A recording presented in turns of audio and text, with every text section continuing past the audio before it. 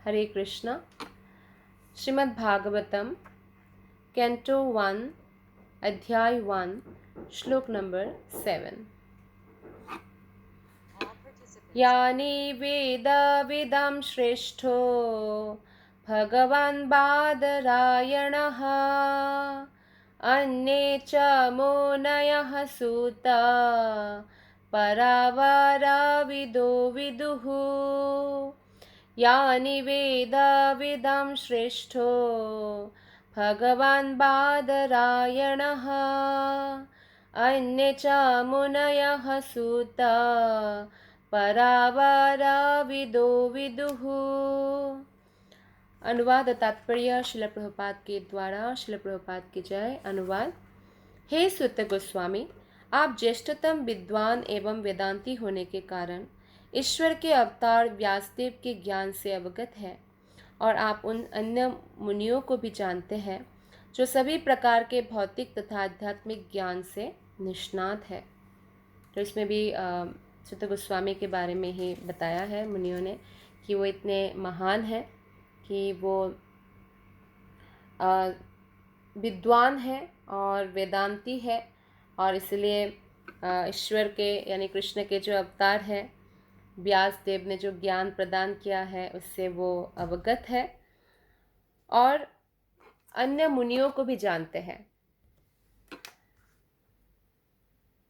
Reference means बड़े बड़े मुनियों को, बड़े बड़े भक्तों को वो जानते हैं और सभी प्रकार के ज्ञान में वो पारंगत है।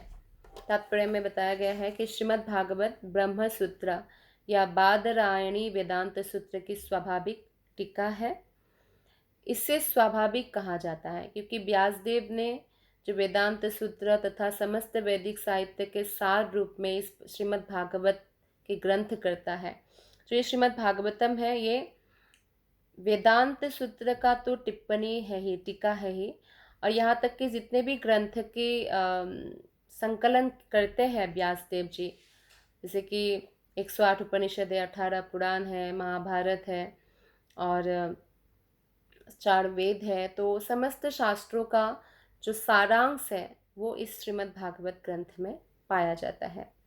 व्यासदेव के अतिरिक्त अन्य ऋषिगण जैसे गौतम, कणाद, कपिल, पतंजलि, जैमिनी तथा अष्टावक्र 6 विभिन्न दार्शनिक प्रणालियों के ग्रंथकार हैं और आस्तिकता की पूर्ण व्याख्या वेदांत सूत्र में है, जबकि अन्य दार्शनिक चिंतन प्रणालियों में समस्त कारणों के परम कारण के विषय में कोई उल्लेख नहीं मिलता है।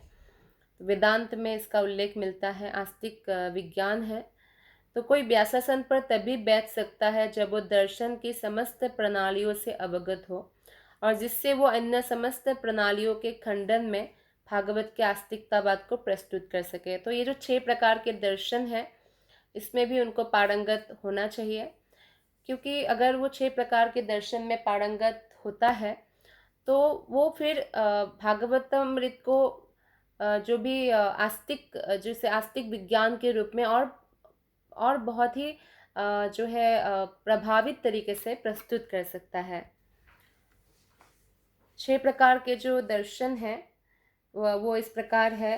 पूर्ण मीमांसा या कर्म मीमांसा, उत्तर मीमांसा वेदांत सूत्र, न्याय, तीसरा लॉजिक।